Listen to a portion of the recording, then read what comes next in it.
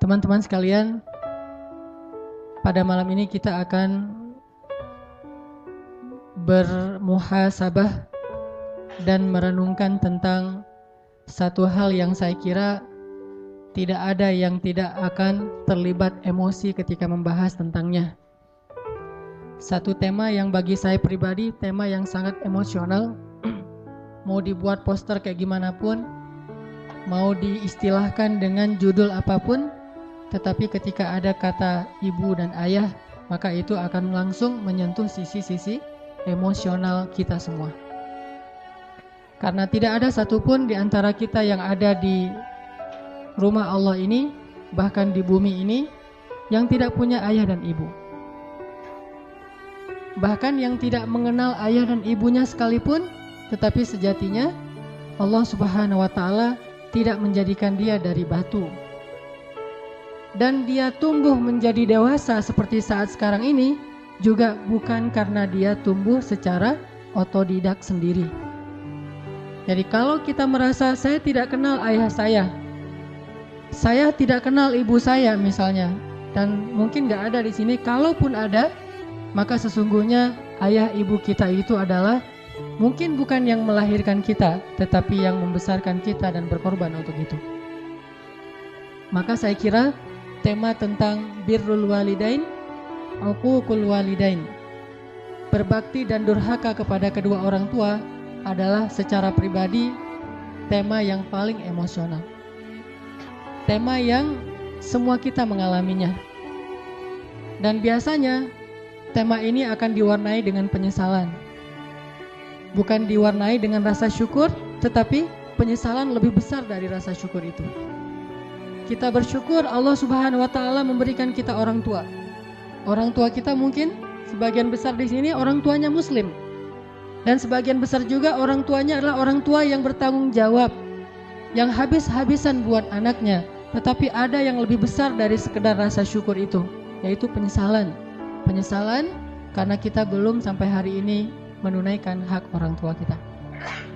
Atau lebih penyesalan lagi kalau kenyataannya salah satu atau kedua orang tua kita itu telah tiada, sehingga hampir tidak punya lagi kesempatan bagi kita untuk membaktikan diri dan membalas jasa-jasa mereka. Maka teman-teman sekalian, tadi salah satu guru saya juga, adik saya juga, beliau adalah Bilal Ataki. Itu sama-sama pakai Ataki bukan karena keluarga, karena bahasa Instagram. Bilal Ataki tadi alhamdulillah beliau sedang silaturahim ke saya di Bandung dari Riau, mengimami kita sholat maghrib dan membacakan ayat yang paling jelas tentang berbakti kepada kedua orang tua. Tapi bedanya beliau suaranya lebih powerful. Kalau saya kan suaranya agak-agak gak jelas gitu ya, kayak habis musim hujan terus becek gitu. Kalau ini suaranya tuh padang pasir, panas dan gahar. Mudah-mudahan tetap membuat kita makin sadar gitu. Ternyata di dalam Al-Quran ayat tentang berbakti kepada orang tua itu luar biasa. Maka untuk itu teman-teman sekalian, mari kita hadirkan hati kita hadirkan perasaan kita buang dulu nih ego kita untuk sejenak aja. Kalau kita susah banget ngebuang ego di hadapan orang tua kita, maka hari ini orang tua kita tidak ada bersama kita sebagian besarnya. Coba buang dulu ego itu. Kita benar-benar memuhasabahi dan mentadaburi tentang tema orang tua ini dengan hati yang bersih. Buang semua rasa sakit hati tentang orang tua kita. Buang semua tentang unek-unek di dalam diri kita terhadap orang tua kita. Hari ini kita hanya ingin mencari tahu tentang betapa lemahnya, betapa zalimnya kita kepada orang tua kita, tanpa berbicara sedikit pun tentang kesalahan orang tua kita, karena emang itulah pantasnya. Allah Subhanahu wa Ta'ala sendiri tidak mengatakan di dalam ayat tadi tentang dosa orang tua, kesalahan orang tua. Murni Allah mengatakan tentang kewajiban anak dan dosa anak kepada orang tua. Untuk itu mari kita ulangi lagi tadi ayat yang dibaca di sholat maghrib. Silakan buka mushaf, baik mushaf yang lembaran ataupun yang ada di HP. Surat Al-Isra, surat 17 Surat Al-Isra ayat 23. Kita baca bareng-bareng nih. Surat tentang orang tua kita. Surat Al-Isra surat 17 ayat 23.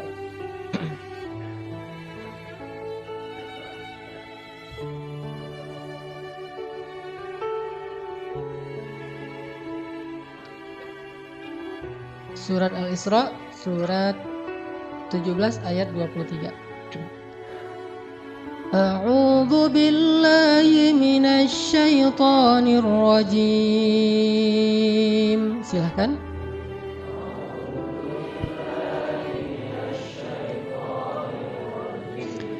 Bismillahirrahmanirrahim.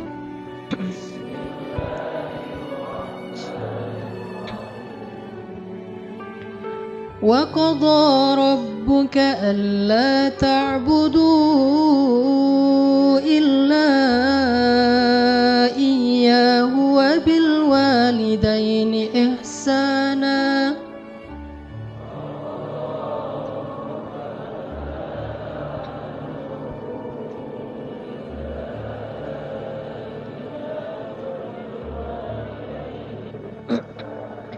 إِمَّا يَبْلُغَنَّ عِندَكَ الْكِبَرَ أَحَدُهُمَا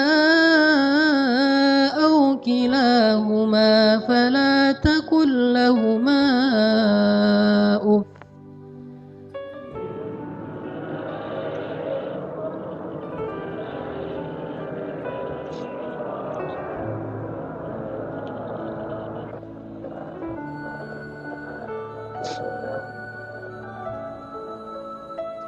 إِمَّا يَبْلُغَنَّ عِندَكَ الْكِبَرَ أَحَدُهُمَا أَوْ كِلَاهُمَا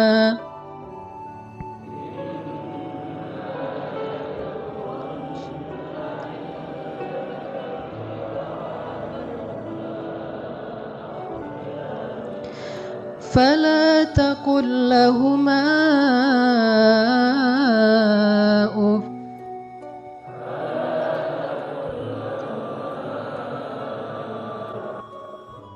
ولا تنهرهما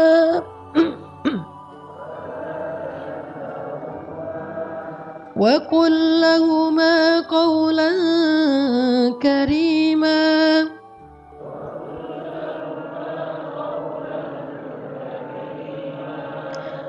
فلا تقل لهما أف ولا تنهرهما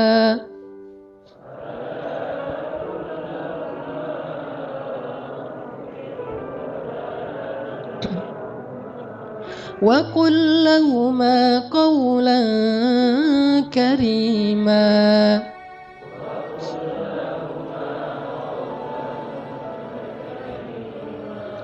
واخفض لهما جناح الذل من الرحمة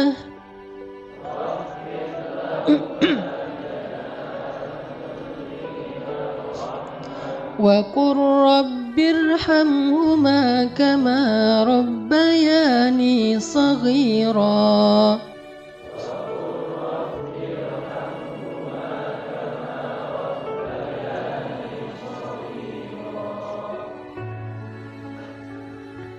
Dan Tuhanmu telah memerintahkan supaya kamu tidak menyembah selain Dia, dan hendaklah kamu berbuat baik kepada ibu bapakmu dengan sebaik-baiknya. Jika salah seorang di antara keduanya atau kedua-duanya sampai berusia lanjut dalam pemeliharaanmu, maka sekali-kali janganlah kamu mengatakan kepada keduanya perkataan uf, dan janganlah kamu membentak mereka, dan ucapkanlah kepada mereka perkataan yang mulia. Dan rendahkanlah dirimu terhadap mereka dengan penuh kasih sayang, dan katakanlah, Ya Rabbana, kasihanilah mereka berdua sebagaimana mereka telah mendidik aku sejak kecil. Wa qur rabbirhamhuma kama rabbayani shaghira, dan katakanlah, Ya Rabbi, kasihanilah mereka berdua sebagaimana mereka telah menyayangi dan membesarkan kami dari sejak kami masih kecil. Teman-teman yang dirahmati Allah Subhanahu wa taala, coba kita renungkan, coba kita hitung selama kita hidup dan sadar bahwa kita hidup bersama orang tua kita tinggal di rumah orang tua kita makan hasil jerih payah dari ayah kita, hasil dari masakan ibu kita yang kadang dia tidak bercerita bahwa ketika memasak ikan buat kita, dia kena minyak yang panas, dia terbakar, dia mungkin capek, subuh-subuh, malam dia kurang tidur karena merawat adik kita yang masih bayi, tapi sebelum subuh dia udah harus bangun dan mempersiapkan segala sesuatu untuk kita, dan tidak pernah mengeluh sama sekali di hadapan kita. Bahkan dia tidak mau mengeluh ketika kita menyakiti perasaannya. Coba renungkan dengan jujur, selama kita hidup bersama orang tua kita, berapa kali kita mengatakan uffin kepada kedua orang tua kita? Berapa kali kita bilang uff kepada ayah ibu kita? Padahal waktu itu ayah ibu kita belum merepotkan kita sama sekali. Sama sekali belum merepotkan kita. Justru kita yang merepotkan kedua orang tua kita. Dalam keadaan merepotkan mereka pun, coba hitung berapa kali kita menghardik, mencela, atau menyela pembicaraan mereka. Berapa kali kita mengatakan kalimat-kalimat membantah uffin kepada orang tua kita. Padahal kita yang sedang dalam tanggungan mereka dan merepotkan kehidupan mereka. Merepotkan ayah kita, merepotkan ibu kita, tapi bisa-bisanya kita dalam keadaan kayak gitu mengatakan uffin kepada mereka berdua. Lalu bayangkan bagaimana kalau mereka yang suatu saat atau mungkin sekarang sedang agak sedikit mengganggu privasi kita, kenyamanan hidup kita, dengan mulai ada sedikit keluhan-keluhan, mungkin tulangnya mulai sering sakit-sakitan, mungkin dia sering harus dibawa ke rumah sakit, mungkin karena jarang dijenguk oleh anaknya dia sering telepon, sering SMS, mungkin dia caper. Kalau dalam keadaan yang dia sudah semakin lemah, dan lemah itu hasil perjuangannya untuk kita, makanya akhirnya dia menjadi lemah, jadi sakit-sakitan, semua itu adalah bukti dari pengorbanannya untuk kita. Kalau dalam keadaan kayak gitu, maka akan seberapa sering lagi kita mengatakan uffin terhadap orang tua kita. Makanya Allah Subhanahu wa taala dengan tegas mengatakan, kalau keduanya dalam pemeliharaan kalian. Artinya apa? Sekarang berbalik. Dulu kalian berada dalam pemeliharaan mereka. Mereka sabar. Dulu kalian dalam keadaan pemeliharaan mereka, dalam keadaan ditanggung hidupnya oleh mereka, mereka tidak pernah mengeluh. Lalu ketika Allah membalik menguji kalian, gak lama, tidak selama ketika kalian dipelihara oleh mereka, apakah kalian akan sabar sesabar mereka? Maka Allah mengatakan fala taqul lahuma uffin. Jangan pernah menyakiti perasaan mereka dengan mengatakan uffin. Teman-teman sekalian, coba hitung dalam sehari atau mungkin setahun ini sejak Ramadan kemarin, berapa kali kita bilang uff kepada orang tua kita? Kalau yang gak punya orang tua, berapa kali kita bilang uff semasa hidup orang tua kita, terutama di masa-masa terakhir hidupnya, saat kita harus menanggung beban sakitnya, pengobatannya, lemahnya, dan berbagai macam masalah yang sering Allah ujikan kepada mereka. Berapa kali kita bilang uff? Hitung itu, maka sebanyak itulah dosa-dosa kita kepada orang tua. Gak usah bilang durhaka yang besar, uff saja itu durhaka. Kenapa dianggap durhaka? Karena dosa besar itu tidak dilihat dari jenis dosanya, tetapi juga dilihat kepada siapa dosa itu dilakukan. Mengatakan uff kepada teman mungkin hanya dosa kecil, tetapi mengatakan uff kepada ayah kita, apalagi ibu kita, itu dosa yang tidak terhingga jumlah besarnya. Sampai Allah Subhanahu wa taala menggandeng perintah ini sama dengan perintah untuk mentauhidkan Allah Subhanahu wa taala. Coba kita renungkan, kita hitung. Sebanyak itulah kita akan coba untuk menghitung dosa-dosa kita. Sambil kita merenungkan, sambil kita menghitung, coba kita ulang-ulang ayat ini. Surat Al-Isra ayat 23. Bismillahirrahmanirrahim. Silakan.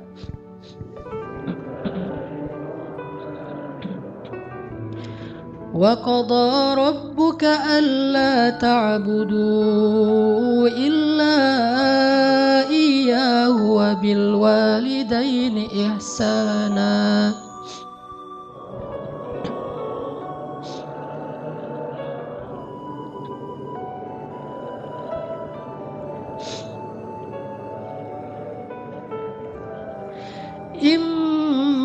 يبلغن عندك الكبر أحدهما أو كلاهما فلا تقل لهما أف.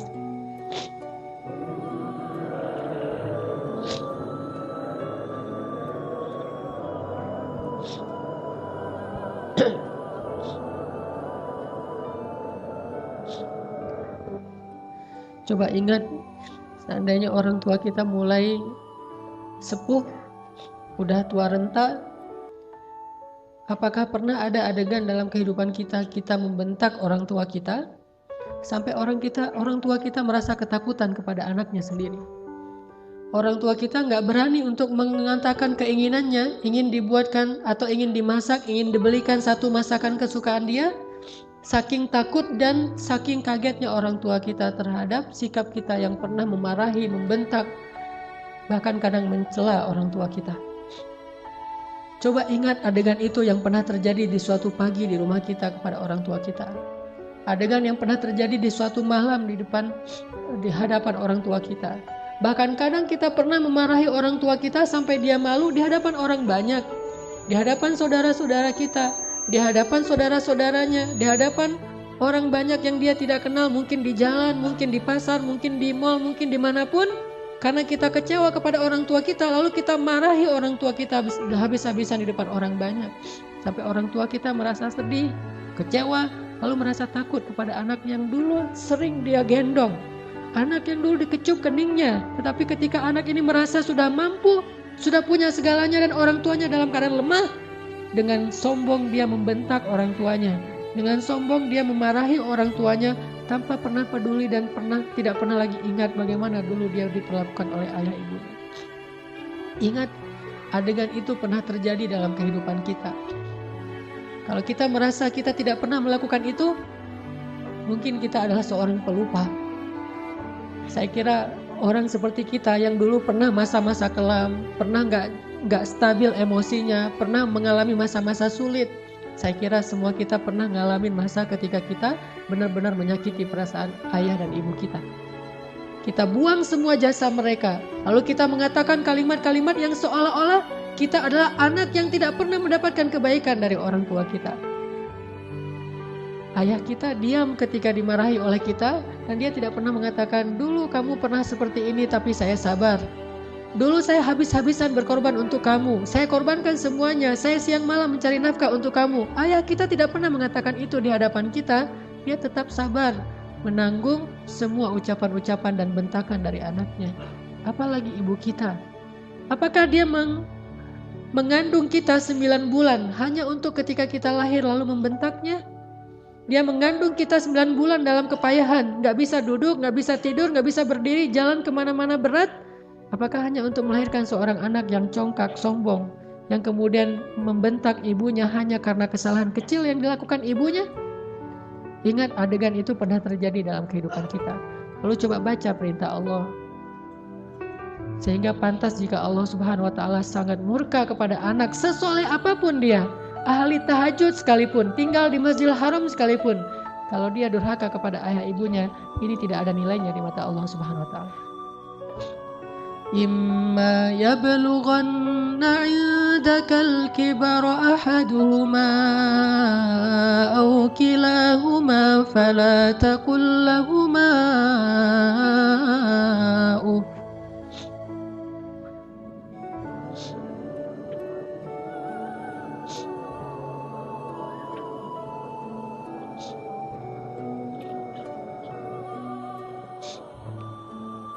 Seandainya salah satu dari mereka atau keduanya tumbuh atau hidup bersama kalian dalam tanggungan kalian, maka janganlah sekali-kali kalian mengatakan kepada keduanya kalimat-kalimat yang menyakiti. Uffin.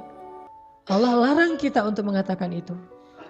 Lebih baik kita tidak pernah sholat sunnah sekalipun, kalau kita masih bisa tetap menjaga lisan kita kepada orang tua, daripada kita menjadi ahli ibadah tetapi kita tidak mampu menjaga lisan kita dari menyakiti orang tua kita. Fala taqul lahumā uffin wa la tanharhumā. Silakan.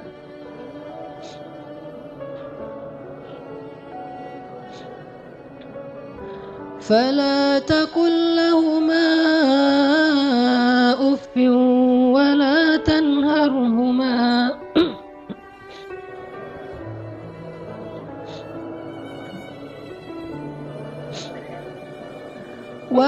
تنهرهما وقل لهما قولا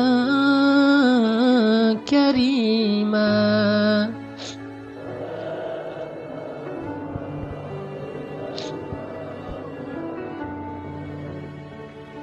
Fala taqul lahuma uffin. Kalimat uff ini adalah kalimat ketika seorang anak tidak mau mendengar ucapan nasihat dari orang tuanya. Dia berpaling, maka itu adalah kalimat uff. Dia tidak mengabaikan apa yang diucapkan oleh orang tuanya adalah kalimat uff. Orang tuanya belum selesai berbicara, dia sudah pergi, itu adalah kalimat uff. Orang tuanya memberikan usulan tetapi bagi dia itu sesuatu yang tidak penting, maka itu kalimat uff. Semua kalimat mengabaikan yang menyakiti perasaan orang tua kita adalah kalimat uff. Sedangkan wala tanharhuma adalah kalimat seorang anak yang merasa lebih benar daripada orang tuanya. Kalimat sombong, kalimat yang seorang anak merasa lebih tahu daripada orang tuanya. Atau bisa jadi orang tuanya melakukan satu kesalahan kecil, lalu anaknya melarang orang tuanya melakukan kesalahan itu. Ibu, jangan malu-maluin saya di depan umum. Ayah gak usah seperti itu. Melarang orang tuanya melakukan sesuatu yang menurut dia tidak pantas, itu termasuk wala tanharhuma. Jangan larang dia, biarkan dia melakukan apa yang dia kehendaki selama itu bukan dosa besar. Bahkan apalagi urusan-urusan sepele di rumah tangga kita, mungkin dia melakukan sesuatu yang gak berkenan bagi kita. Katakanlah misalnya dia memakai baju yang menurut kita tidak selalu pantas. Katakanlah dia beradab dengan adab yang tidak terlalu kita senangi. Jangan larang dia, tetapi ajaklah dia bicara yang baik-baik. Jangan pernah melarang dia melakukan sesuatu yang membuat dia merasa disalahkan, yang membuat dia merasa sensitif, karena semua itu masuk wala tanharhuma. Terus apa yang harus kita lakukan? Wa qul lahuma qawlan karima. Katakan kepada keduanya ucapan yang karim, ucapan yang mulia. Bagaimana ucapan yang mulia? Disertai dengan senyum dari anaknya, dengan suara yang lemah lembut, dengan tetap menjaga perasaan orang tuanya. Itulah qaulan karimah. Tapi kalau kita mengucapkan kalimat yang paling benar sekalipun, bahkan tentang perintah Allah sekalipun, kita bilang kepada orang tua kita, atau kita larang orang tua kita dari berbuat satu kesalahan. Misalnya ibu kita membicarakan tentang orang lain, dia menggibah karena dia tidak paham bahwa itu dosa. Dia menggibah, dia tidak pernah ngaji seperti kita, karena gak punya waktu sebanyak kita, dia sibuk mengurus kita. Suatu saat dia menggibah tentang saudaranya, tentang keluarga, tentang orang lain. Maka jangan larang dia dengan cara yang membuat dia merasa sakit hati, membuat dia merasa tersinggung. Walaupun dia salah dan kita yang benar, kita mengatakan kalimat yang baik, yaitu kalimat yang ibu jangan menggibah orang lain, ibu itu dosa besar dan seterusnya, yang membuat dia sedih, itu termasuk wala tanharhuma. Terus apa yang harus kita katakan? Katakan qaulan karima. Pilih kalimat yang paling baik yang bahkan belum pernah kita ucapkan semasa hidup kita. Bahkan kepada pacar kita, istri kita, suami kita, orang yang paling kita cintai pun kita belum pernah katakan kalimat sebaik itu. Katakan itu kepada orang tua. Mereka lebih berhak dapat kalimat yang terbaik dari anaknya. Siapa suami kita? Sehingga kita memilih kata-kata yang paling santun untuknya, tapi kita tidak menyedekahkan kata-kata itu untuk orang tua kita. Siapa istri kita?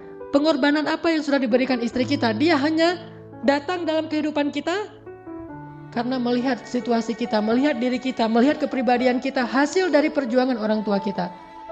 Harta kita yang sudah mapan, pekerjaan kita yang sudah jelas, kemudian penampilan kita yang menarik. Semua ini hasil pengorbanan orang tua kita, lalu istri kita mengambil manfaat darinya.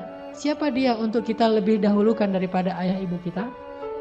Apalagi orang yang bukan siapa-siapa dalam kehidupan kita, tidak ada hubungan apapun selain pertemanan, yang kemudian kita menyebutnya sebagai kekasih kita. Apakah dia lebih berhak mendapatkan qaulan karima daripada ayah ibu kita? Makanya Allah mengatakan wa qul lahuma qaulan karima.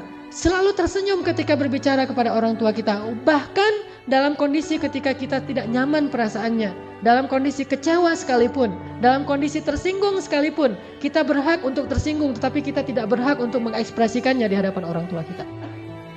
Wajar manusia tersinggung, wajar manusia kecewa, tetapi kita tidak berhak sama sekali mengekspresikan kekecewaan itu di hadapan orang tua kita. Kenapa? Allah katakan wa qul lahuma qaulan karima wa la tanharhuma. Jangan tunjukkan rasa tidak senang kalian kepada mereka. Apalagi kalau orang tua kita sudah mulai pikun. Banyak kesalahan yang dia akan lakukan. Dia datang kepada kita, kita punya budaya di keluarga bersama istri kita dan anak-anak kita. Dia datang dan melakukan hal-hal yang tidak sesuai dengan budaya di rumah kita. Kalau ayah kita seorang laki-laki yang perokok misalnya, maka dia merokok di sembarang tempat, lalu dia tidak pakai asbak, dia buang puntung rokoknya atau mungkin debu dari rokok itu di mana-mana. Karena kita merasa bahwa rumah kita tidak punya budaya seperti ini, kita marah kepada orang tua kita. Tetap jangan marahi dia, wala tanharhuma. Jangan cela dia, jangan marahi dia, kata Allah SWT. Walaupun dia melakukan kesalahan sekalipun. Ibu kita juga demikian, mungkin dia sering tersinggung dengan menantunya, yaitu pasangan kita. Dengan suami kita, dengan istri kita, tetap walaupun ibu kita yang salah, jangan kita menghardik dia, wala tanharhuma. Tetapi kita minta istri kita, suami kita untuk lebih bersabar kepada mertuanya. Walaupun yang salah adalah mertua, itu yang Allah maksud, wala tanharhuma. Jangan pernah, jangan abaikan apa yang dia ucapkan. Jangan cela dia walaupun dia berbuat kesalahan, tetapi waqul lahuma qaulan karima. Ucapan yang paling baik yang sekali kita ucapkan membuat hati orang tua kita merasa bahagia dan senang. Orang tua kita memang kadang butuh nafkah dari anaknya, tetapi itu bukan yang terpenting bagi mereka. Memang kadang mereka telepon kita di akhir bulan meminta dikirimin uang, tetapi itu bukan yang inti dalam kehidupan mereka. Yang paling mereka rindukan dari anaknya adalah ketika anak itu bisa datang, mencium tangan orang tuanya, tersenyum kepada orang tuanya, diam ketika orang tuanya bicara, sangat santun terhadap orang tuanya, melebihi santunnya dia kepada seorang yang paling dia hormati di antara manusia, kepada seorang ustadz yang dia kagumi, kepada seorang atasan yang dia hormati, kepada seseorang yang dia segani karena kebijaksanaannya, karena kearifannya, maka orang tua jauh lebih penting dari mereka semuanya. Maka teman-teman sekalian, coba kita renungkan, ternyata jelas sekali ayat ini mengajarkan cara kita berbakti kepada orang tua, kepada ibu kita, kepada ayah kita. Tapi ada yang bagi saya luar biasa setelahnya. Ada kalimat di ayat 24 yang kita coba baca. Wakhfid lahuma janahaz zulli minar rahmah. Silakan.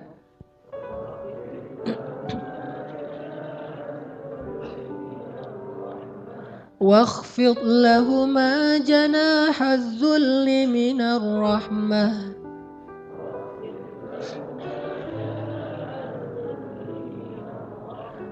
Wa qur rabbirhamhuma kama rabbayani shaghira.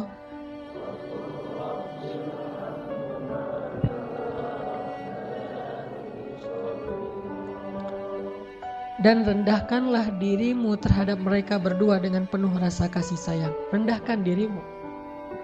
Kalau dalam bahasa Arab kalimat wakhfid lahuma janahaz dzul itu adalah kalimat ketika kita merasa tidak ada apa-apanya dibandingkan mereka. Tidak boleh seorang anak, walaupun dia seorang profesor, walaupun dia seorang pengusaha sukses, walaupun pendidikannya tinggi, walaupun wawasannya luas, walaupun hartanya berlimpah, walaupun pergaulannya itu luas sekali, sehingga orang tuanya kita anggap sebagai orang tua yang kolot, orang tua yang tradisional, orang tua yang tidak banyak tahu, orang tua yang tidak gaul, yang tidak update informasi, orang yang tidak punya ilmu seperti kita, sama sekali kita tidak boleh merasa lebih dari mereka. Sama sekali tidak boleh. Kenapa? Ketika kita merasa lebih dari orang tua kita, menunjukkan kebodohan kita di hadapan Allah SWT. Allah tidak menyebut kita sebagai orang yang hikmah, sebagai orang yang arif, orang yang bijaksana, orang yang berilmu, orang yang alim, orang yang rasikhuna fil ilm. Tidak disebut sebagai orang yang musaqqaf, orang yang berwawasan. Tidak disebut sebagai orang yang cerdas, orang yang syatir. Tidak disebut itu di dalam Al-Quran kalau kita tidak bisa merendahkan diri kita di hadapan orang tua kita. Bukan rendah hati, bahkan rendah diri di hadapan orang tua kita. Orang yang cerdas itu bagi Allah adalah orang yang rendah diri di hadapan ibu bapaknya. Dia merasa bahwa dia tidak lebih tahu daripada orang tuanya. Walaupun dia tahu lebih daripada orang tuanya, tetapi dia tidak pernah merasa lebih tahu daripada orang tuanya. Sehingga ketika orang tuanya bicara, dia bisa menghargai semua yang diucapkan orang tuanya. Tidak mengatakan, itu nggak penting. Apa yang diucapkan orang tuanya menurut dia sesuatu yang tidak realistis. Zaman sudah berubah dan seterusnya dan seterusnya. Bahkan secara tidak sengaja, kadang kita mentertawakan ucapan orang tua kita. Kita mentertawakan kekolotan orang tua kita yang kadang-kadang tidak dia sengaja dia tunjukkan di hadapan kita dan anak-anak kita. Bahkan kadang kita mengajak pasangan kita mengajak anak-anak kita untuk semuanya mentertawakan nenek mereka, mertua mereka, ayah atau ibu kita di hadapan orang banyak. Bakti seperti apa ini? Seorang anak kepada ayahnya dan kepada ibunya. Ketika kita sama-sama bersama keluarga kita, anak kita yang udah pintar megang gadget, istri kita yang di tangannya selalu ada HP, sementara kita juga sibuk dengan pekerjaan kita. Apa yang ada di tangan ibu kita? Foto anaknya, foto kita ketika kita masih kecil. Dia rindu masa-masa ketika dia bisa memeluk anaknya yang sudah lama tidak memeluknya. Tapi dalam situasi kayak gitu kita mentertawakan orang tua kita. Siapa kita?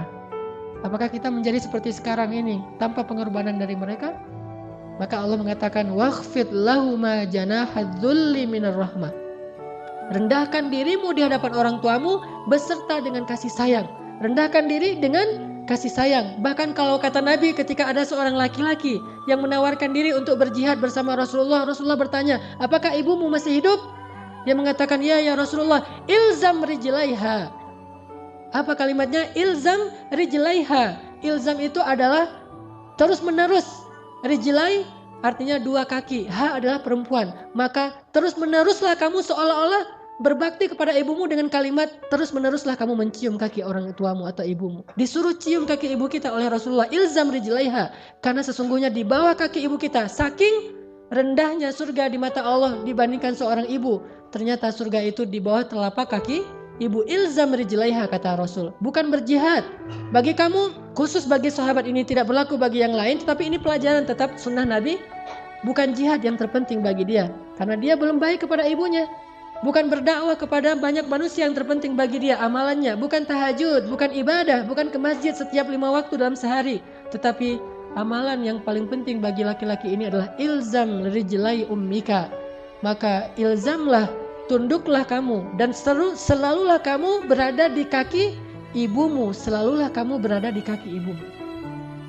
Gak pantas bahkan seorang anak dengan kesombongan dia duduk di atas, ibunya di bawah.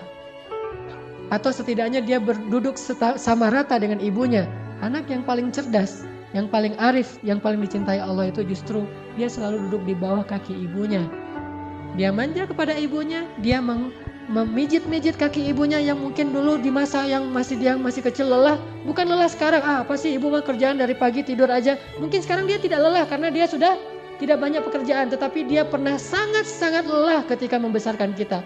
Maka kalau dulu kita tidak pernah memijit kakinya, sekarang kita balas. Kita mijit-mijit kaki ibu kita. Kita tanya ibu-ibu mau dipijit di bagian mana, di pundak atau di kaki atau di lengan. Pasti dia akan mengatakan tidak usah. Kalaupun dia meminta, maka kita berbahagia karena ibu kita menunjukkan apa yang harus kita lakukan. Sampai seorang salafus salih, ketika ibunya meninggal, dia menangis. Orang bertanya, ya Syekh, kenapa Anda menangis? Bukankah ibu Anda ini meninggal dalam keadaan baik? Dia orang yang solehah dan seterusnya, dan semuanya juga akan kembali kepada Allah. Kenapa Anda menangis? Apa kata salafus salih ini? Saya menangis karena saya tahu bahwa mulai hari ini pintu surga itu telah tertutup untuk saya. Sejak ibu saya meninggal, berarti pintu surga itu telah tertutup untuk saya. Maka berbahagialah teman-teman sekalian yang masih punya ayah dan ibu. Apalagi ketika ayah dan ibu itu sudah semakin dalam tanda kutip merepotkan kita. Maka justru saat itulah Allah Subhanahu wa ta'ala memberikan kita pintu surga yang sangat lapang untuk kita masuki. Bersabarlah. Bersabarlah dalam menghadapi berbagai macam perangai mereka. Walaupun mereka menyakiti perasaan kita, jangan tunjukkan itu di hadapan mereka. Wakhfid janahak. Tundukkan diri kita. Kalau perlu cium kaki orang tua kita. Terus terakhir Allah katakan, wa qur rabbir hamhuma kama rabbayani shaghira. Ya Allah, sayangilah kedua orang tua saya sebagaimana mereka membesarkan saya sejak kecil. Sayangi mereka ya Allah. Itu kalimat yang paling besar yang bisa kita ucapkan untuk orang tua kita ketika mereka tidak bersama kita. Baik mereka masih hidup atau sudah wafat sekalipun. Katakan itu selalu di dalam doa kita, baik ketika sujud atau di luar sujud, di luar sholat. Wa qur rabbirhamhuma kama rabbayani shaghira. Itulah teman-teman. Mudah-mudahan kita malam ini Allah beri hidayah untuk lebih sadar, membuang ego kita, Dan kalau perlu malam ini juga kita menelpon orang tua kita. Kalau yang dekat datangi orang tua kita. Kalau tidak ada orang tua, mertua kita, karena itu juga orang tua kita, cium kaki mereka, pijit kaki mereka, minta maaf kepada mereka, minta ampun kepada mereka. Mudah-mudahan keridhaan mereka akan menurunkan keridhaan Allah dan rahmat kepada kita. Insya Allah kita lanjutkan setelah sholat Isya. Teman-teman sekalian,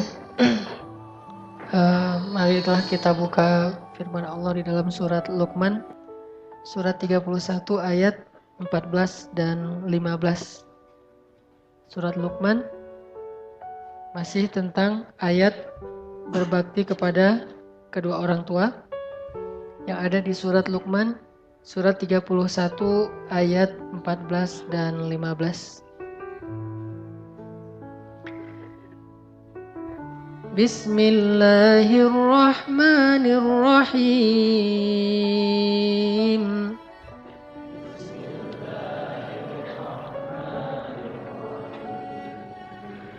ووصينا الإنسان بوالديه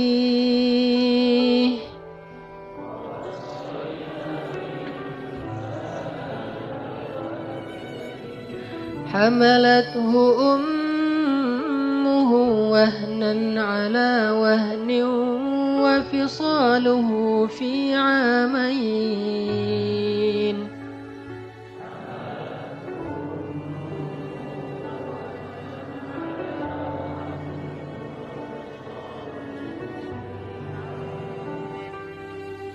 أن اشكر لي ولوالديك إلي المصير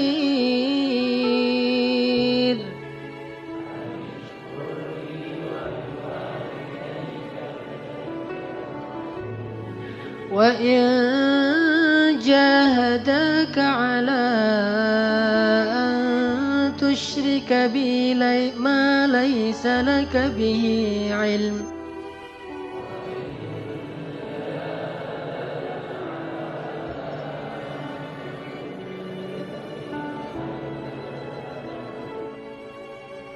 على أن تشرك بي ما ليس لك به علم فلا تطعهما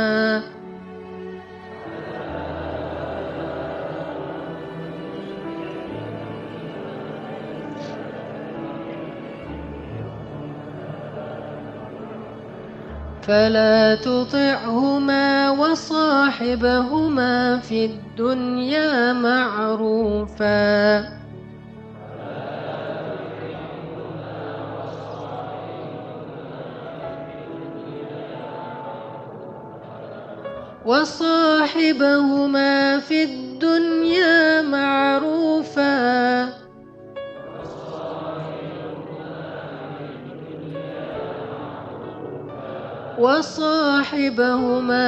الدنيا معروفا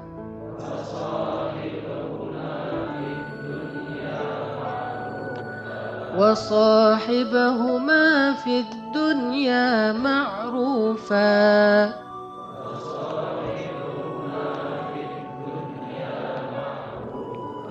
واتبع سبيل من أناب إلي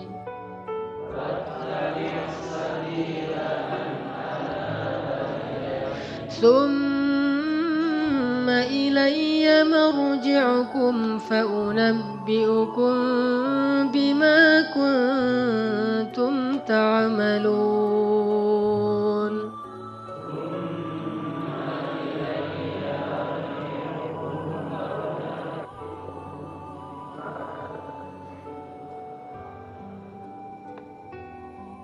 Dan kami perintahkan kepada manusia agar mereka berbuat baik kepada dua orang ibu bapaknya.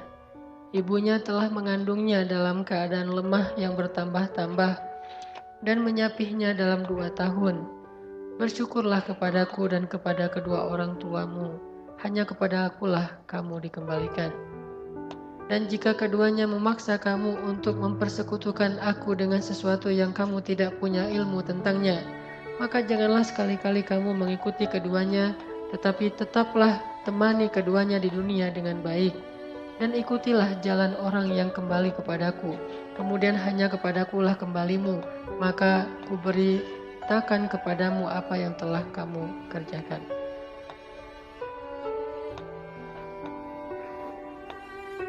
Teman-teman sekalian, di dalam ayat 14 Allah Subhanahu wa taala menyinggung sedikit sekali tentang jasa ibu kita kepada kita. Yaitu yang paling luar biasa adalah ketika ibu kita mengandung kita dalam keadaan kepayahan. Apalagi kalau misalnya yang tahu bahwa dulu orang tua kita itu susah. Orang tua kita itu miskin. Orang tua kita itu serba kekurangan. Dan saat sedang mengandung kita, ibu kita itu dalam keadaan sangat-sangat kurang gizinya. Dia lemah karena kurang makanannya, karena kurang gizinya, kurang vitamin, tetapi tetap berusaha untuk terus bisa memberikan yang terbaik buat anaknya. Tetap berusaha untuk berikhtiar. Bahkan dia menjaga dirinya agar jangan sampai karena kesalahannya terus bisa berakibat kepada anaknya. Bisa membuat kita cacat. Kalau ibu kita nggak jaga makan, mungkin kita bisa cacat. Kalau ibu kita nggak menjaga pola hidupnya, mungkin kita nggak akan normal. Intinya orang tua kita sejak mengandung kita itu udah berkorban untuk kita, terutama ibu kita. Dan nggak lepas juga dari pengorbanan ayah kita. Udah gitu menyapih di sini mulai dari sejak menyusui sampai selesai disapi. Ini artinya bahwa Allah Subhanahu wa taala ingin mengingatkan kita sebagai anak jangan lupa kepada jasa orang tua. Dan bentuk ingatnya jasa orang tua itu adalah bentuk syukur kita kepada mereka. Apa kata Nabi? Man la yashkurun nas la yashkurullah. Siapa yang tidak bisa bersyukur kepada manusia atau berterima kasih kepada manusia, maka dia tidak bisa bersyukur kepada Allah. Jadi kalau kita ingin bersyukur kepada Allah, maka kita salah satu bentuknya adalah bersyukur kepada manusia. Dan orang yang paling berhak untuk kita syukuri nikmatnya adalah ibu dan ayah kita. Bersyukurlah kepada mereka, lalu kepada Allah Subhanahu wa taala pastinya, maka Allah Subhanahu wa taala akan menambahkan nikmat kepada kita. Arti bersyukur, setidaknya kita mengakui bahwa orang tua kita itu berjasa dalam hidup kita. Karena dalam syukur itu ada 3 rukun syukur. Ada 3 syarat syukur. Kalau 3 syarat ini tidak terpenuhi, maka kita tidak disebut orang yang bersyukur. 1, i'tiraf. I'tiraf itu artinya mengakui. Orang yang tidak disebut bersyukur kepada Allah kalau dia mengaku bahwa nikmat ini hasil jerih payah dirinya sendiri. Hasil kreasinya sendiri, hasil kehebatan dia, bukan dari Allah. Ini enggak bersyukur, walaupun dia bilang Alhamdulillah. Tetapi kalau dia enggak mengatakan hadza min fadli Rabbi, seperti kata Sulaiman, ini anugerah dari Allah bukan karena saya, seperti kata Zulkarnain, maka itu baru disebut bersyukur, i'tiraf. Maka bersyukur kepada orang tua, berarti kita mengakui bahwa orang tua kita sangat berjasa kepada kita. Kalau kita melupakan itu, kita mengabaikan itu, kita mendelete, kita menghapus semua kebaikan orang tua kita dalam sejarah hidup kita, maka kita sudah kurang 1 rukun syukur, disebut tidak bersyukur kepada orang tua. Dan itu durhaka. Yang kedua rukun syukur itu selain i'tiraf adalah tahadduts bin ni'mah. Kita membicarakan nikmat itu. Dan salah satu bentuk membicarakan nikmat atau tahadduts bin ni'mah kalau kepada Allah itu adalah dengan menampakkan nikmat itu di hadapan orang banyak. Sebagaimana Utsman bin Affan memakai pakaian yang baik, pakaian yang baru, pakaian yang rapi. Lalu ditanya oleh orang-orang di sekitarnya, "Ya Utsman, kenapa kamu suka sekali memakai pakaian-pakaian yang bagus?" Kata Utsman, "Sesungguhnya Allah seandainya memberikan nikmat kepada hamba, maka Allah suka untuk kalau hamba itu menampakkan nikmat Allah, memperlihatkan nikmat Allah, tidak menyembunyikan nikmat Allah." Dan itu bentuk tahadduts bin ni'mah. Selain ngebicarain, bisa juga dengan cara menampakkan, mendemokan. Nah, bentuk syukur kita kepada orang tua kita, tahadduts bin ni'mahnya adalah kita harus membicarakan tentang jasa orang tua kita, ibu kita, dengan pasangan kita, kita bicara dengan istri kita, suami kita, tentang ibu kita, tentang ayah kita. Dan itu sangat-sangat pantas untuk dibicarakan. Atau kita tunjukkan bahwa ini hasil dari perjuangan ayah dan ibu saya dalam bentuk mendemokan kasih sayang mereka dalam kehidupan kita. Terus yang ketiga, rukun syukur itu adalah tasrif fi mardhatillah, membelanjakan nikmat itu kepada hal yang diridhoi oleh Allah. Berarti kalau bersyukur kepada ibu dan ayah kita, kita gunakan semua kebaikan yang telah diamanahkan oleh orang tua kita terhadap hal-hal yang disukai dan disenangi oleh orang tua kita. Sehingga kalau orang tua kita, ibu kita mengandung kita, menyusui kita, memberi kita vitamin sampai kita menjadi sehat, IQ kita bagus, kita cerdas, lalu semua itu membuat kita menjadi sombong, bahkan mencela orang tua kita, ini tidak masuk rukun syukur, tidak tasrif fi mardatillah, tidak membelanjakan nikmat itu kepada hal yang diinginkan oleh pemberinya. Maka kalau kita sadar bahwa kita dapat semua jasa dari orang tua kita, kemudian kita mengekspresikannya dalam bentuk demo kehidupan kita, maka yang terakhir adalah kita mencoba untuk menggunakan semua potensi baik dan nikmat itu ke dalam hal-hal yang diridhoi oleh orang tua kita. Ini syukur, kata Allah. Terus di ayat 15 Allah katakan, kalau keduanya memaksa kamu, jahadak. Memaksa itu ada yang dengan cara baik. Kalau dengan cara baik itu namanya bukan maksa, membujuk. Yang namanya memaksa itu dengan cara yang tidak baik, dengan membentak, dengan memukul, dengan mengancam. Siapa yang diancam dan disakiti oleh orang tuanya sendiri? Ibrahim.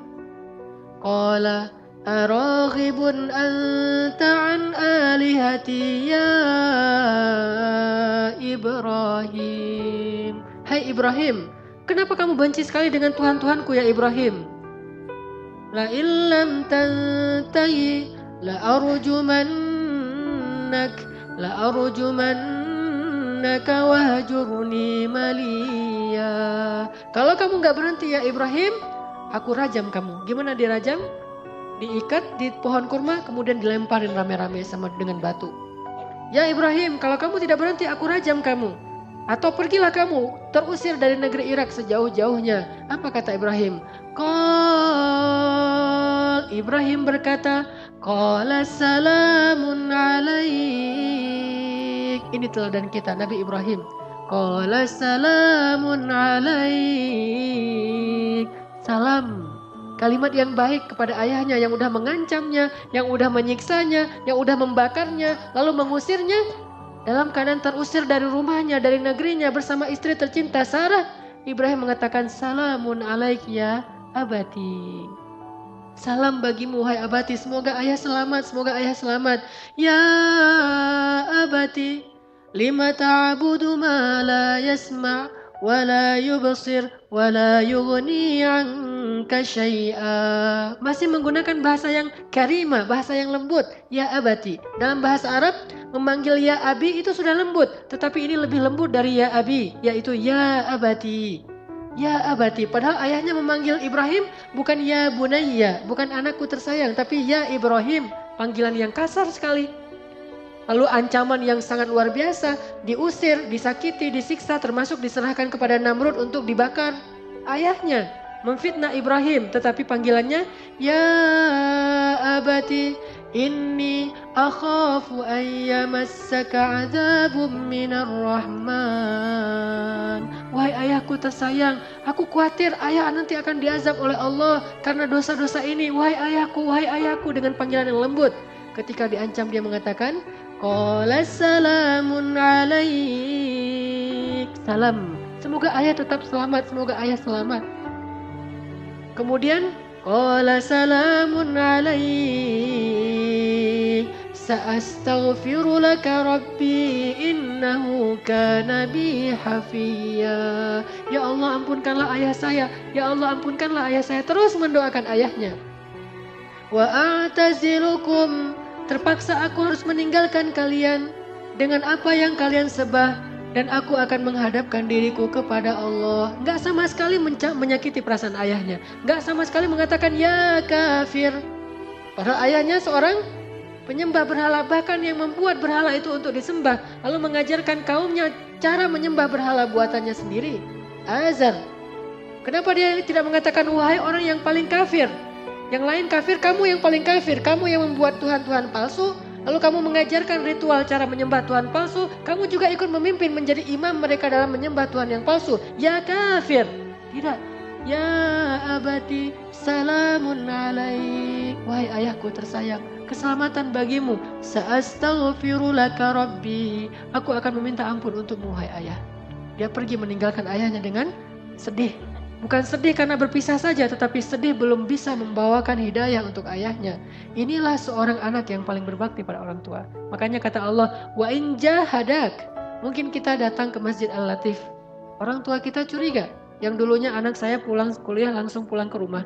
Yang dulunya anak saya kalau saya telepon lagi di mana, lagi jalan sama temennya. Sekarang dia sering pulang malam gara-gara ngaji di masjid.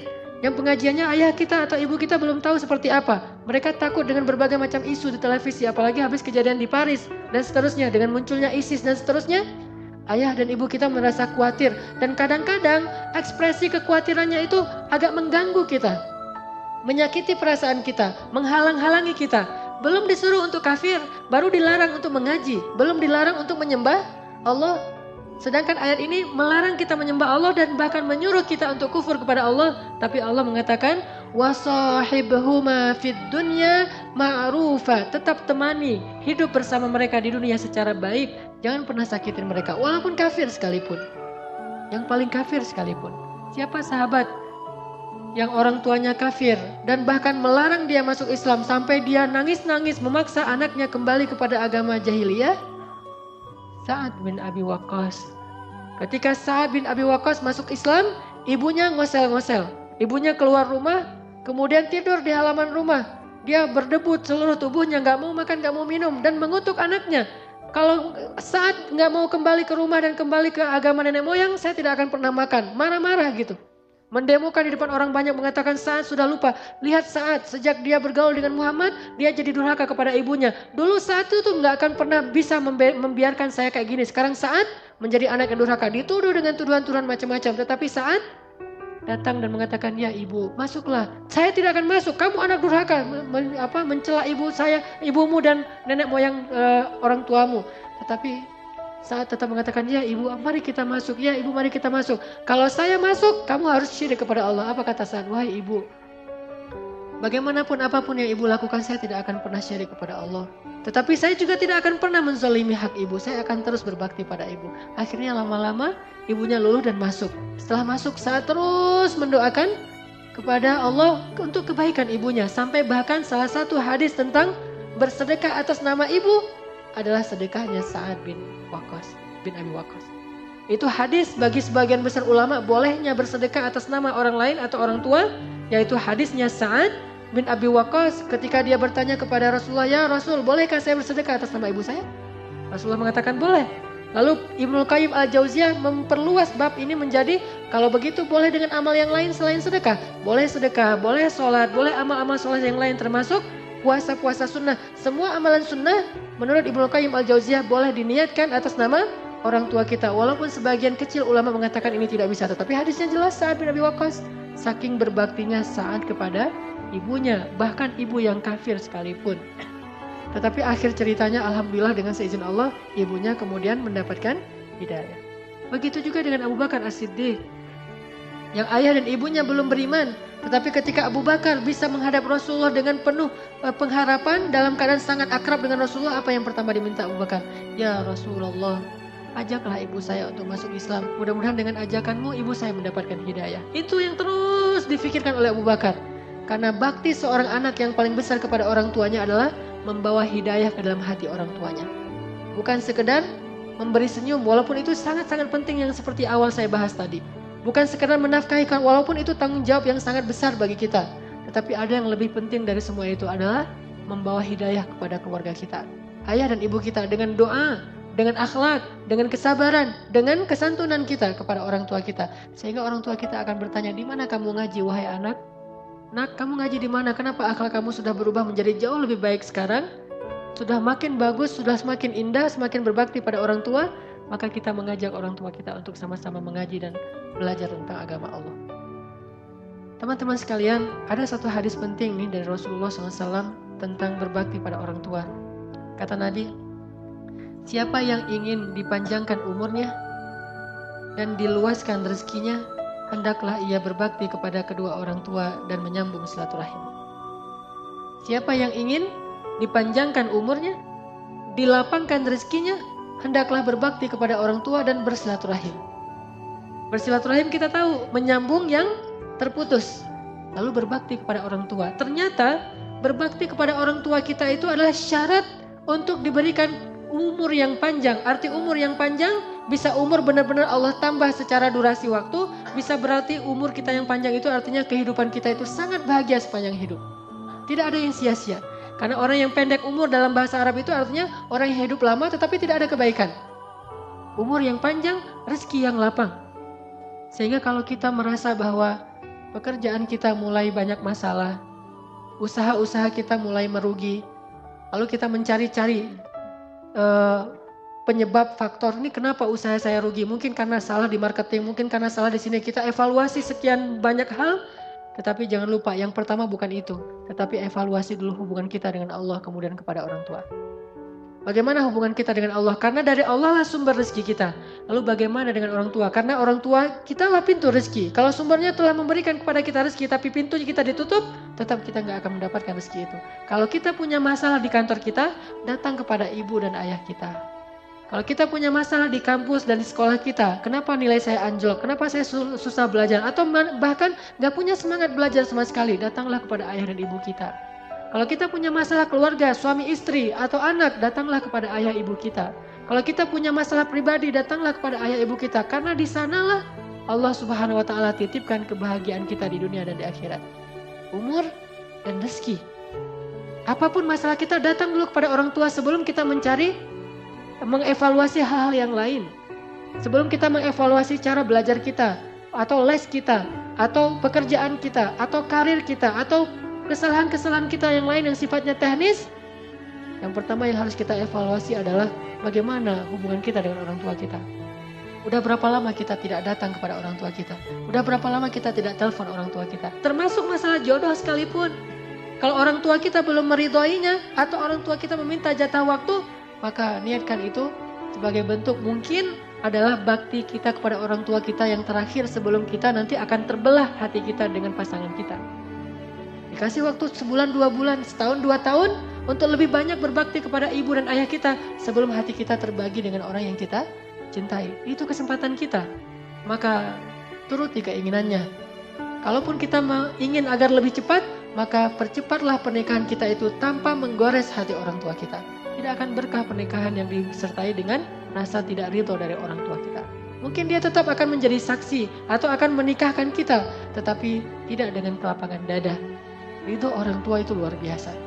Ada masalah sedikit, pertama sholat, karena kita memperbaiki hubungan dengan Allah. Kedua, telepon ayah dan ibu kita. Dan saya mengalami itu luar biasa, kemudahan-kemudahan yang Allah berikan dalam hidup saya beberapa saat yang lalu, karena saya masih punya ayah dan ibu. Dan saya merasa ketika sejak terakhir ayah saya meninggal, kehidupan saya itu banyak sekali ujian. Lalu saya mencoba untuk memuhasabahi diri saya. Oh, ternyata mungkin saya belum terlalu dekat, belum terlalu banyak berbakti kepada mertua saya. Saya coba memperbaiki hubungan saya dengan mertua. Setelah memperbaiki hubungan dengan mertua, ternyata Allah bukakan lagi kebaikan-kebaikan dan kemudahan dalam urusan hidup saya. Kalau bukan karena doa ibu saya, mungkin saya tidak akan bertahan lama di Mesir. Saya pernah cerita beberapa kali bagaimana saya berangkat ke Mesir tanpa modal sama sekali. Di kantong saya itu nggak ada uang sepersen pun. Satu-satunya modal saya adalah doa dari ibu saya yang mengantarkan saya ke bandara. Dan yang membuat saya sedih, tanpa saya ketahui ternyata saat di bandara itu adalah saat terakhir saya bertemu dengan ibu saya. Dan tidak akan bertemu lagi, kecuali mudah-mudahan harapannya bertemu di surga. Kenapa? Ketika saya berangkat ke Mesir, 4 tahun berselang kemudian ibu saya menjadi korban tsunami dan meninggal dunia. Dan alhamdulillahnya yang saya syukuri, seminggu sebelum terjadi tsunami, alhamdulillah Allah gerakkan hati saya sehingga saya telepon ibu saya. Saya ngobrol panjang lebar, itu telepon yang paling panjang antara saya dengan ibu saya seminggu sebelum terjadi tsunami. Dan saya masih terngiang-ngiang nasihat dari ibu saya.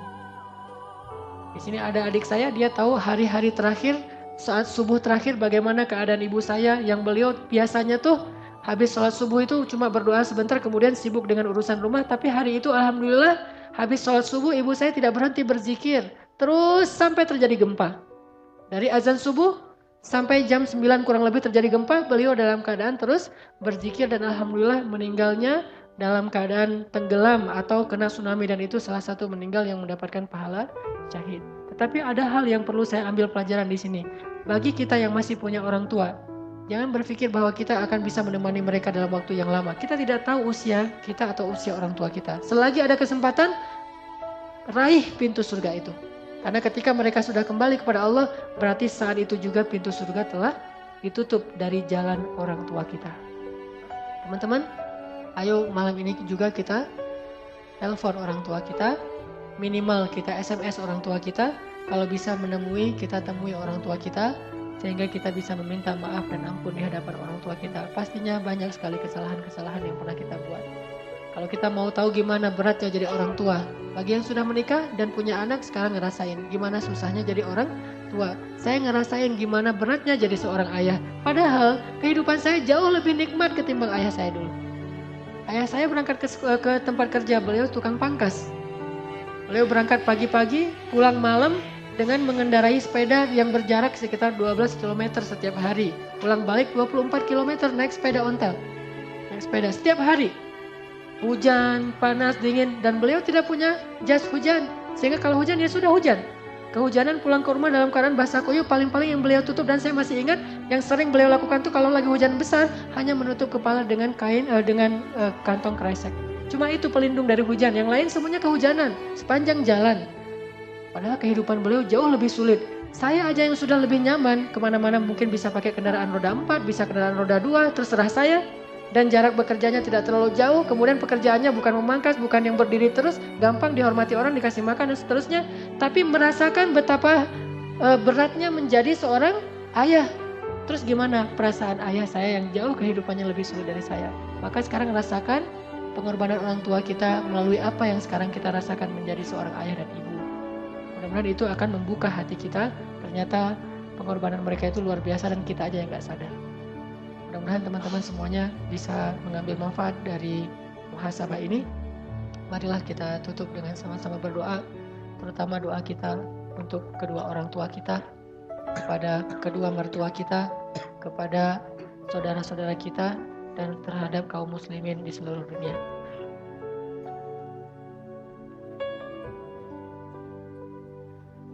Dan juga di sini ada saudara kita yang sedang sakit orang tuanya, yaitu Bapak Haji Undang Misdan bin Sukarta, sedang dirawat di Rumah Sakit Boromeus dalam keadaan sedang sakit keras. Mudah-mudahan Allah Subhanahu wa taala meringankan, mengangkat, menyembuhkan penyakitnya, lalu memberikan pahala dengan ujian sakit ini berupa ampunan dosa dan diangkat derajatnya dan diberikan kesabaran baik bagi beliau maupun bagi keluarganya. A'udzu billahi minasy syaithanir rajim. Bismillahirrahmanirrahim. Alhamdulillahi rabbil alamin. Alhamdulillahi rabbil alamin hamdan yuwafi ni'amahu wa yukafi'u mazidah.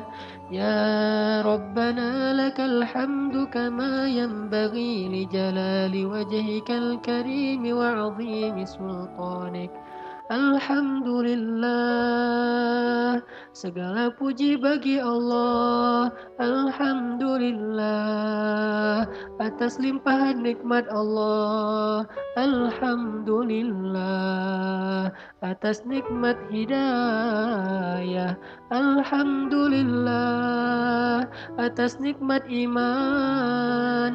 Alhamdulillah, atas nikmat Islam. Alhamdulillah, atas nikmat taubah. Alhamdulillah, atas nikmat hijrah. Alhamdulillah, atas nikmat Al-Quran. Alhamdulillah, atas nikmat ibadah. Alhamdulillah, atas nikmat keluarga. Alhamdulillah, atas nikmat keluarga. Alhamdulillah, atas nikmat diberikan seorang ayah. Alhamdulillah, diberikan ibu yang paling mencintai kami. Alhamdulillah, diberikan malaikat pasangan kami. Alhamdulillah, diberikan anak-anak penyejuk hati kami. Alhamdulillah, diberikan kemudahan rezeki. Alhamdulillah, dipilihkan untuk kami sebagai umat Muhammad. Alhamdulillah, Alhamdulillah, Alhamdulillahi Rabbil Alamin.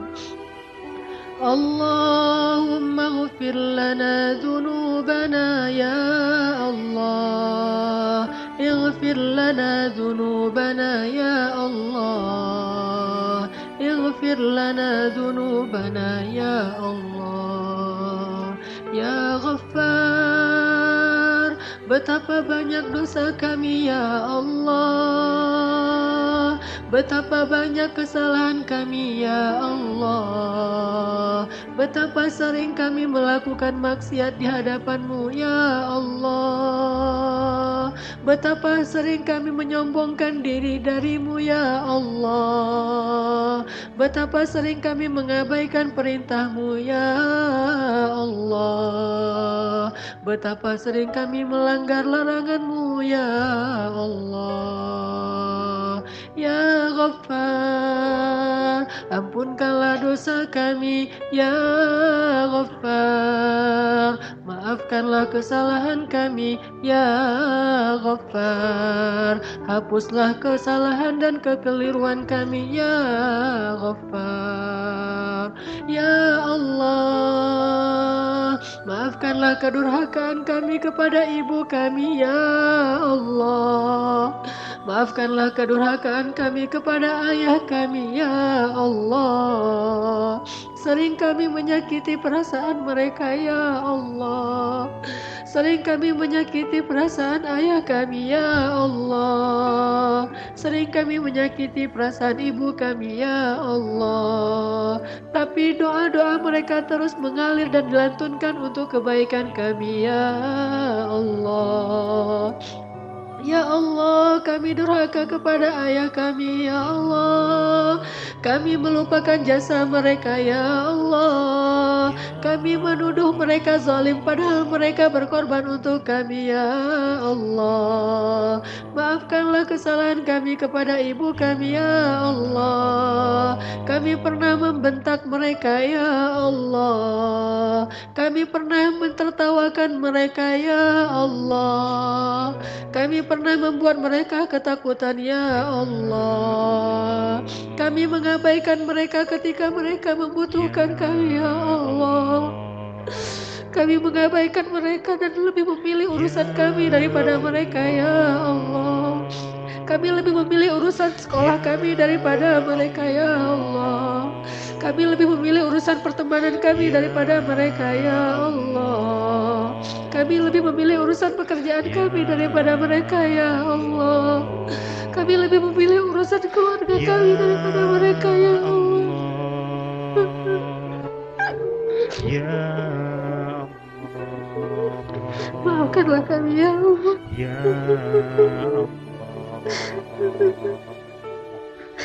Maafkanlah kami ya Allah.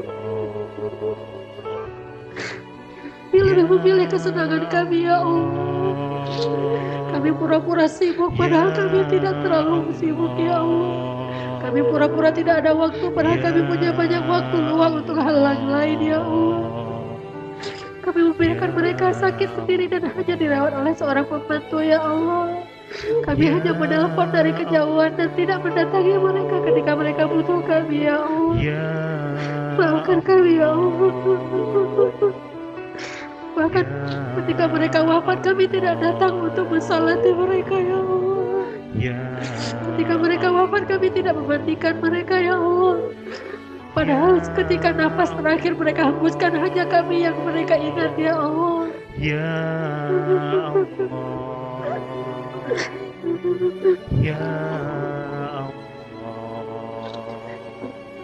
Ya Allah, Allahumma ighfirli wali walidayya wali walidayya wali walidayya Rabbi ighfirli wali walidayya wali walidayya wali walidayya. Ya Allah, ampunkanlah dosaku dan kedua orang tuaku ya Allah, wali walidayya ya Allah, wali walidayya ya Allah. Rabbi ighfirli wali walidayya wali walidayya warhamhuma kama rabbayani shaghira. Mari kita ucapkan doa ini bersama-sama. Rabbi ighfirli wali walidayya wali walidayya. Ingat wajah ibu kita. Wali walidayya. Rabbi ighfirli wali walidayya. Ingat wajah ayah kita. Wali walidayya. Ingat wajah ibu kita. Wali walidayya. Rabbi ighfirli wali walidayya. Ingat ketika kita menyakiti perasaan mereka. Ingat ketika kita mengucapkan kata-kata yang menghardik mereka. Ingat ketika kita mengacuhkan mereka. Ingat ketika kita menzalimi hak mereka. Wali walidayya wali walidayya warhamhuma ya Allah, warhamhuma ya Allah, warhamhuma ya Allah, warhamhuma ya Allah, warhamhuma ya Allah, warhamhuma ya Allah, warhamhuma ya Allah. Kirimkan doa kita kepada orang tua kita yang telah meninggal dunia, kepada orang tua kita yang sangat merindukan doa kita di dalam alam kubur mereka. Kirimkan doa kita untuk orang tua kita, ayah dan ibu kita yang sekarang berada di dalam alam barzakh. Mereka sangat butuh doa-doa dari kita. Wali walidayya wali walidayya wali walidayya. Ayo kita doakan bersama-sama. Rabbi ighfirli wali walidayya wali walidayya wali walidayya. Rabbi ighfirli wali walidayya. Mudah-mudahan doa kita akan mengangkat derajat orang tua kita. Mudah-mudahan doa kita akan membahagiakan orang tua kita di kuburnya. Mudah-mudahan doa kita akan menggugurkan dosa-dosa orang tua kita. Wali walidayya wali walidayya wali walidayya warhamhuma ya Allah, warhamhuma ya Karim, warhamhuma ya Rahim, warhamhuma ya Rabbal Alamin. Rabbi ighfirli wali walidayya wali walidayya wali walidayya warhamhuma ya Allah, warhamhuma ya Karim, warhamhuma ya Rahim, kama rabbayani saghira. Allahumma ighfirli wa liwalidayya warhamhuma kama rabbayani saghira. Rabbana hab lana min azwajina wa dhurriyyatina qurrata a'yun waj'alna lil muttaqina imama. Ya Allah, jadikanlah kesalahan-kesalahan kami kepada orang tua kami tidak lagi terulang kepada anak-anak kami ya Allah. Kedurhakaan kami kepada ayah ibu kami tidak lagi terulang kepada anak-anak kami ya Allah. Jangan Engkau jadikan kekasaran sifat kami kepada orang tua kami ditiru oleh anak-anak kami kepada kami ya Allah. Anugerahkanlah kepada kami anak-anak yang berbakti kepada kedua orang tuanya ya Allah. Rabbana atina fid dunya hasanah wa fil akhirati hasanah wa qina adzabannar. Subhanakallahumma wa bihamdika asyhadu an la ilaha illa anta astaghfiruka wa atubu ilaik. Assalamualaikum warahmatullahi wabarakatuh.